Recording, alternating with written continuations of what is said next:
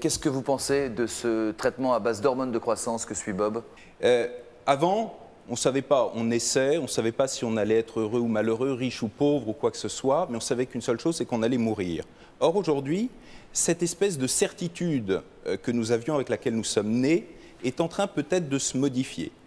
Deuxième observation que je ferai, et là je suis tout à fait passionné par le plateau, parce qu'il y a deux conceptions en fait du vieillissement. Vous avez, si j'ose dire, des centenaires passifs qui ont vécu toute une vie tranquille et qui finalement se sont retrouvés centenaires, sans l'avoir choisi. Et puis maintenant, on a une deuxième catégorie d'individus, ceux qui ont décidé effectivement d'interférer et de devenir des centenaires actifs.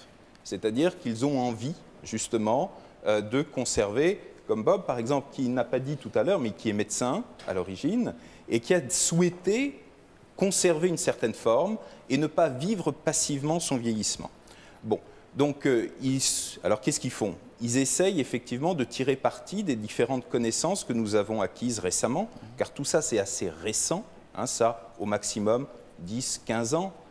Et toutes les recherches qui ont pu être faites dans le monde ont montré, que ce soit en biologie cellulaire, que ce soit ensuite sur les animaux, eh bien qu'on peut interférer avec ce processus. Et on regarde, lorsqu'on observe un petit peu les gens qui vieillissent, on se rend compte qu'effectivement un certain nombre d'hormones diminuent dans le sang. Et la logique, c'est de compenser. C'est de compenser. C'est quelque chose qui est rentré dans les mœurs, déjà en France, pour tout ce qui est traitement substitutif de la ménopause. C'est ça. Ça a mis tout de même plusieurs bonnes dizaines d'années à faire, si j'ose dire, son chemin dans l'esprit des gens. Aujourd'hui, plusieurs dizaines de milliers de femmes prennent des compléments hormonaux à l'approche de la... Je crois plusieurs centaines de milliers de femmes. Oui. Hein? Alors, c'est ça qui est très très important. Donc, ce qui est vrai pour la ménopause l'est en réalité vrai très probablement pour l'ensemble des autres hormones dites du vieillissement, dont on a montré chez l'animal qu'ils ont une efficacité tout à fait reconnue, avec la possibilité d'augmenter, voire de 100%, l'espérance de vie de l'espèce considérée. Donc doublé. Doublé. Actuellement, on n'a pas ce recul chez l'homme. Ouais. En plus, c'est vrai qu'on intervient souvent un petit peu plus tardivement dans l'évolution du processus. Souvent, bon, là on a des gens qui ont débuté à 60, 70 ans des traitements. On pourrait éventuellement envisager de les débuter plus tôt si on suivait parfaitement l'évolution de leurs profils hormonaux. Madame Durand, vous avez commencé à quel âge, vous, les traitements? 60 peut-être. À 60, oui. 60 ans à peu près. Je voudrais qu'on fasse vraiment une différence entre DHEA et mélatonine, dont on va parler dans un instant, entre les injections de foie, de fœtus, de mouton, dont on parlera un peu plus tard, et les hormones de croissance, dont on vient de voir la façon dont on s'en sert, en tout cas avec Bob Jones. Qu'est-ce que vous pensez des hormones de croissance, de celles-ci en particulier? L'hormone de croissance, il y a eu plusieurs études internationales qui ont été publiées. Les gens ont été effectivement bien testés au départ et à 6 mois. Qu'est-ce qu'on observe? On observe chez tous les patients une augmentation de la masse maigre, c'est-à-dire de la masse musculaire, une réduction de la masse grasse, c'est-à-dire tout ce qui est tissu adipeux, un confort bien supérieur, des gens beaucoup plus déterminés, avec un bien meilleur moral et surtout une bien meilleure forme. Ça, c'est quelque chose qui ressort de façon régulière dans les différentes études publiées dans notre monde médical. D'accord. Qu'est-ce que vous pensez des hormones de croissance, Michel? C'est ce que disait monsieur, c'est on manque de recul. Alors, on a la crainte, le monde scientifique, qu'on augmente le taux de cancer. C'est le problème principal, le frein à ces médicaments.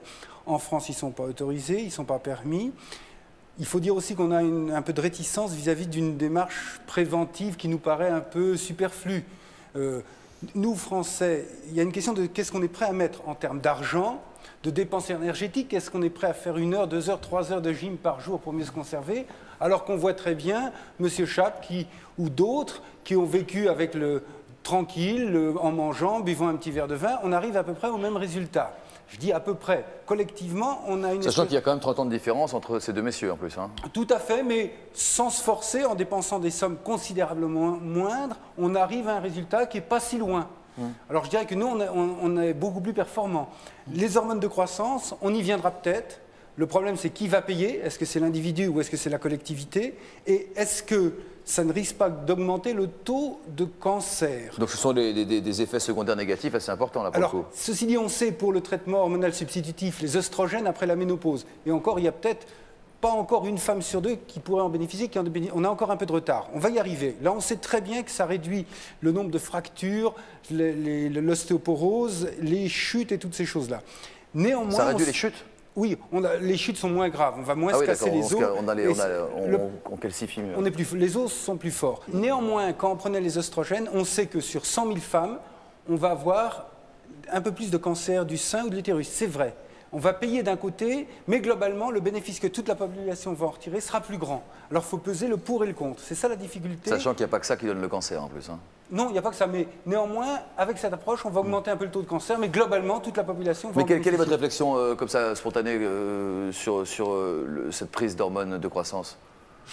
Je crois qu'il faut l'explorer. On est réticent, on a tort. Quand on voit Bob, on se dit il y a quelque chose, il y a une parcelle de vérité, il faut aller plus loin. Et on ne peut pas dire j'en veux pas, on ne peut pas dire ça ne m'intéresse pas, c'est des Américains. Il faut se dire, il faut l'étudier clairement et il faut essayer de voir ce qu'on peut en tirer, comment on peut en profiter. Monsieur Olivenstein, vous dites j'en veux de l'hormone de croissance, vous? Ah, moi, pas du tout. Mais pourquoi non? Laissons faire la bonne nature. Laissons faire la bonne nature. Moi, j'ai pas envie de compartimenter ma vie par des obligations matin, midi et soir tant que je peux m'en passer. J'ai pas envie d'être dépendante, d'être esclave de mécanismes qui ont une part magique, libre aux autres de le faire. Je ne suis pas partisan d'interdire quoi que ce soit, encore que ça pose des problèmes éthiques qui ne sont pas si simples, puisque dans certains pays, on parle de prélèvement d'organes sur des enfants vivants. Quand la folie des hommes se met en marche, elle risque d'être dangereuse et il faut réfléchir à deux fois avant de mettre sur pied de ce genre de programme. Jean et Janie, est-ce que les hormones de croissance vous tentent, d'après ce que vous venez d'entendre ce soir? Bien, jusqu'à maintenant, ce que j'ai lu... Pardon. Non, vas-y, pour l'instant, moi, pas trop. Bien, je serais tenté, moi, mais ce que j'ai lu... On me parle quelquefois d'effets secondaires, quand même, le docteur parlait de risque de cancer, alors que pour la mélato et la DHA, je n'ai pas entendu parler de risque d'effets secondaires, pas beaucoup entendu parler d'après ce que j'ai lu. Alors pour l'instant, je suis encore un peu réticent, mais je suis tenté. Oui. Comment ça s'est passé? Parce que vous prenez tous les deux de la mélatonine et de la DHA. Qui a convaincu l'autre? C'est moi qui ai commencé. Oui, j'ai suivi. Vous avez suivi l'homme. Voilà, c'est ça, c'est normal. Il a dû vous convaincre pour ça? Non. Avec quels arguments vous êtes convaincus l'un et l'autre? Moi, j'ai lu plusieurs livres sur la mélatonine et la DHA qui m'ont donné envie d'essayer. J'ai essayé, j'ai été content. J'ai d'abord essayé la mélatonine pour le sommeil. J'ai eu une amélioration pour le sommeil, mais rien de plus. Et puis, j'ai pris un an plus tard de la DHA, et là, j'ai senti quand même un état général très amélioré. C'est-à-dire? Bien, davantage d'entrain, davantage même physiquement, même psychologiquement, plus optimiste, on se sent bien. En termes d'énergie, de muscles, de graisse même peut-être que ça m'a même aidé un petit peu à contrôler mon poids. Oui. Mais... moi, je ne sais pas si j'en ai réellement besoin, parce que je suis assez tonique, mais enfin, je me sens très bien. Vous en prenez en préventif uniquement, vous? En préventif. Oui. Ouais. Mais vous en prenez à quelle dose? Eh bien, moi j'en prends beaucoup de DHA, j'en prends une dose qui est supérieure même à ce qu'on prescrit en moyenne. C'est-à-dire? J'en prends 150 mg. Ah oui. On m'avait dit qu'il fallait rester à 100. À on m'a dit de baisser, et puis j'ai baissé, je me sentais moins bien. Alors je continue. Ah, vous faites votre petite popote, quoi. Ouais. Et vous, madame? Moi, je crois ça. Toi, tu en prends 75. 75, donc un petit peu moins. Ce type de traitement provoque quand même des inquiétudes autant que des espérances, puisqu'il y a encore une vaste étude in vivo qui est en train de se faire concernant la DHA. Est-ce qu'on a des études qui ont été faites sur la mélatonine? Alors, il y a de nombreuses études. L'un ou l'autre, hein, ou les deux. Il y a de nombreuses études qui ont été faites. Là, vous faisiez tout à l'heure allusion à l'étude de DHEA-âge qui est effectivement dirigée par le professeur Beaulieu et le professeur Forette. Bon, qui est quelque chose qui est fait en France, qui va concerner 300 ou qui concerne 300 patients. Mais il est bien clair que là aussi, ce sont des molécules qui sont connues depuis des dizaines d'années aux États-Unis, qui ont été étudiées, où il y a eu des centaines et des centaines de publications qui ont été faites. Et actuellement, on est en train de refaire un petit peu les tests en France pour apprécier avec notre culture les résultats. Mais on sait d'emblée que ces résultats seront positifs. Que la mélatonine n'a pas d'effet négatif, secondaire négatif important? C'est ce que vous êtes en train de nous dire? Alors, très peu. Très peu. Très peu, oui. Il peut y en avoir toujours. Le problème, c'est que ce sont des produits qui étaient un peu en vente libre aux États-Unis, qui n'ont pas eu tout le cursus d'un médicament qui est très sévère. Hein, ouais. Le cursus d'un médicament, on vérifie sur des tas de draps, etc., que ce n'est pas toxique. Et un produit qui donnerait un phénomène grave sur 10 000, 1 sur 10 000, quasiment est retiré du marché.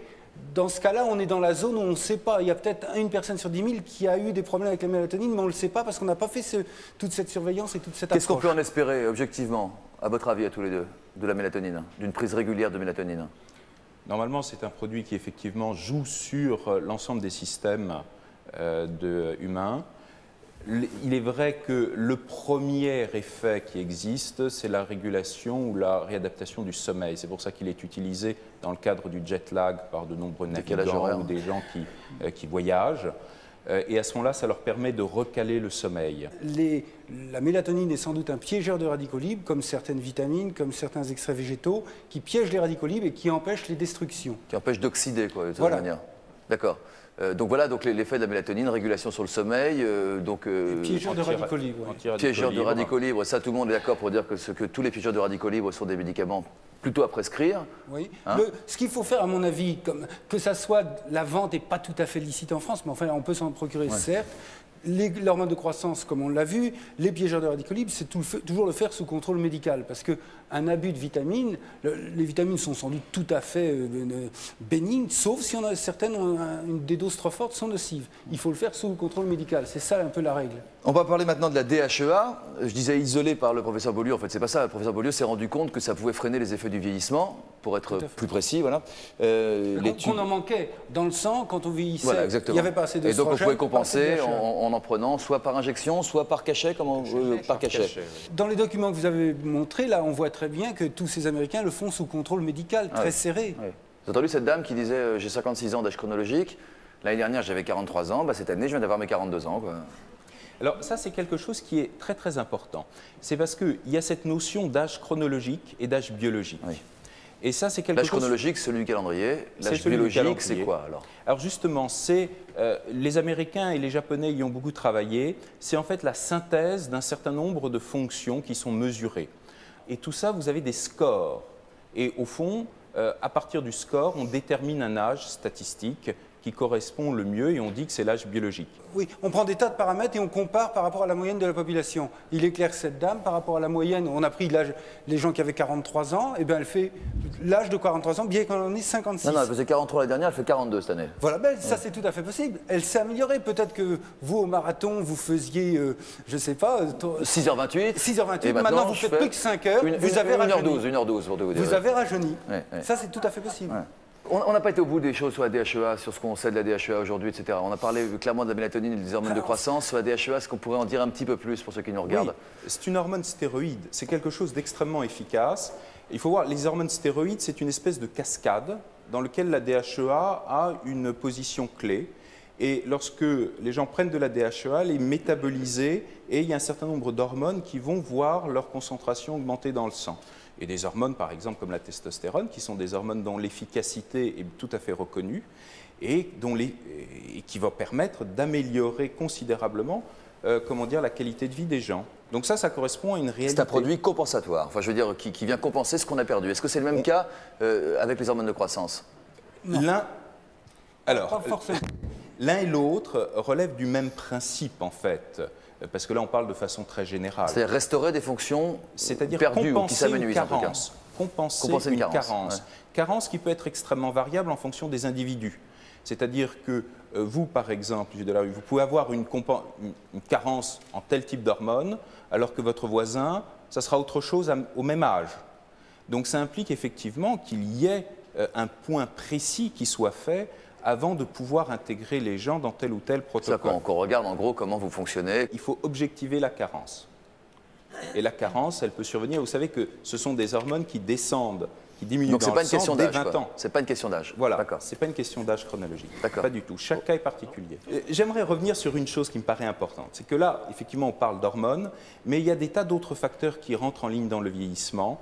Et en particulier, c'est peut-être ce qui est prévu, vous allez en parler certainement, c'est l'alimentation, c'est l'exercice physique, et c'est un certain nombre de choses de ce type-là qui peuvent aussi nous permettre d'augmenter la qualité de notre vieillissement dans le cadre de la longévité d'espèce que nous avons, qui est environ de 120 ans. Quoi? Pardon? On a une longévité d'espèce, en Oui, gros. on est programmé pour 120 ans et le tout c'est d'y arriver et en bonne forme. Vous prendriez des médicaments comme ceux dont Non. on parle là? Ah non, non, Et, sûrement. et pourquoi pas? Ah, j'aurais peur. Mais j'ai la peur au ventre. Moi, j'ai plus rien. Mais à vous adresser à la personne qui en a le moins besoin. Est-ce que... Hein? Monsieur n'a pas de problème d'hormones, oui, il vous fait savoir. Et vous pouvez le vérifier quand vous voulez, docteur.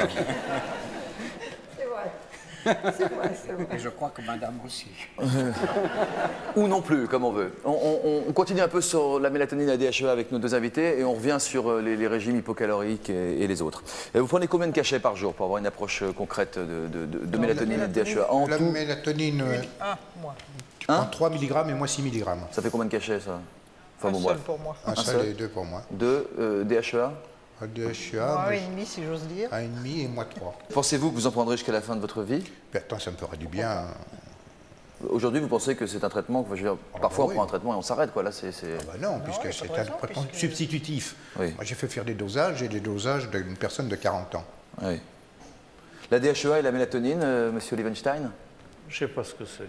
Ah bah si, on vient d'en parler quand même. Non, je ne sais pas que ça rentre pas. Alors, dans- le doc, si Liebenstein n'a pas compris, personne n'a compris, les messieurs les médecins. Oui, c'est vrai qu'il y a une réticence. Il n'est pas du tout provocateur dans l'âme. Hein, vous Non, en non, remarquez, ceci dit, dans votre dernier bouquin, vous commencez en disant, lorsque j'ai pris ma dernière dose de LSD devant le pont de Golden Gate à San Francisco, vous avez essayé d'autres choses plus jeunes. Oui, mais je n'ai pas nié d'avoir essayé d'autres choses. Oui, Vos produits, sauf que le premier, si mes souvenirs sont bons, remonte sans mettre le gamma OH.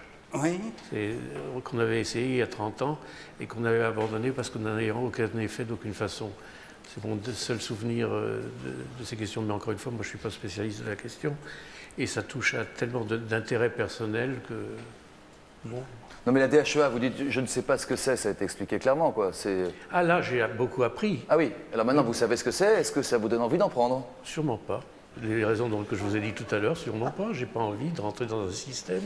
J'ai pas Parce que envie vous ne de- voulez pas toucher à la nature humaine, enfin la nature... Non, non, c'est même pas ça, c'est pas aussi philosophique que ça. Moi, je n'ai pas réfléchi à la question. J'ai pas envie de me sentir prisonnier d'un système, quel qu'il soit, quitte à le payer, monsieur, par des douleurs, une démarche, comment vous avez mimé. C'est un vous peu- qui en parlez quand un on peu prépare d'éclat. l'émission, vous dites, oh là là, Mais- je sens les effets de la vieillesse, Oui, je me traîne un peu plus mais en qu'avant. même temps, un lièvre à la royale, qu'est-ce que c'est bon? Allez, va à la Royale, ouais, Oui, ouais. qu'est-ce que c'est bon? Je Alors, crois si que je ce soit- suivais mes médecins, ça serait interdit. Mais je ne crois pas que ce soit incompatible avec des hormones compensatrices. Et ce n'est pas des hormones, comment pourrais-je expliquer pour être entendu? C'est-à-dire, c'est toute une conception de la vie. C'est une conception où les priorités ne sont pas, excusez-moi, mes priorités. Ma priorité, c'est pas de vivre le plus longtemps possible. Ma priorité, c'est de vivre le moins mal possible. C'est de vivre, d'aimer les choses que j'aime, de pouvoir en profiter, même si mon cardiologue me dit attention à l'infarctus, ou même si mon diabétologue me dit mais c'est impossible, vous creusez votre tombe avec vos dents. C'est des choix de vie. Ils vous disent tout ça? Et bien sûr, il m'a dit ça. Vous avez vu ma dégaine? Ouais. La tête va bien en tout cas, monsieur Liebenstein. La tête fonctionne. Qu'est-ce que vous dites, Emilienne? Excusez-moi. Emilienne, vous disiez quoi? Ben, je pense comme monsieur. Ah, d'accord.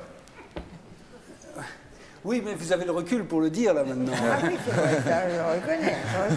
Mais quand même, je ne l'aurais pas fait. Oui, mais vous Je avez ne l'aurais tiré un pas fait. sacré numéro, vous avez tiré un très bon numéro à la loterie, vous. C'est ça la différence.